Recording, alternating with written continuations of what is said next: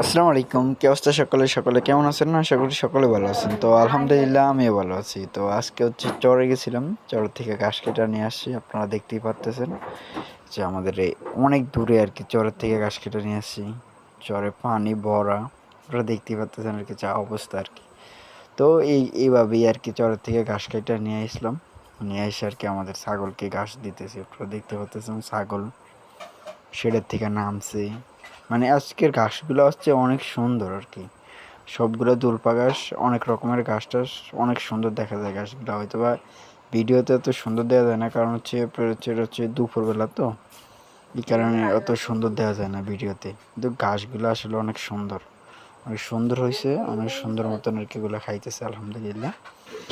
তো শেষ পর্যন্ত একটাই কথা রাখবো, আসলে আমাদের নতুন ভিডিওর কারণে নতুন সব কিছু তো, এই কারণে অনেক কিছুই ভুল হয়।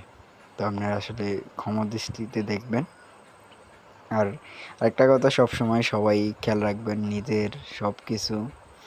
নিজে যদি একবেলা ভাত নাও খায় থাকেন তাও সমস্যা নেই, কিন্তু ছাগল গরু ওগুলাকে দিতেই হয়। বিশেষ করে ছাগলের ক্ষেত্রে হচ্ছে অনেক কষ্ট করতে হয় আর কি।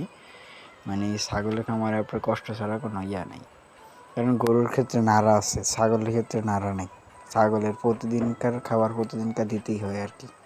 তো বিশেষ করে আর কি ছাগলের জন্য অনেক কষ্ট, অনেক পরিশ্রম করতে হয়, তাহলেই আল্লাহ সফলতা দেয়। তো আমাদের খামারের বয়স মাত্র 1 বছর হয়েছে, তাও আমরা অনেক কিছু এখন মোটামুটি বুঝতেছি। অনেক সমস্যার সম্মুখীন হয়েছি, সামনের দিকে আল্লাহ যা চাই ভালোর জন্যই হয় আর কি।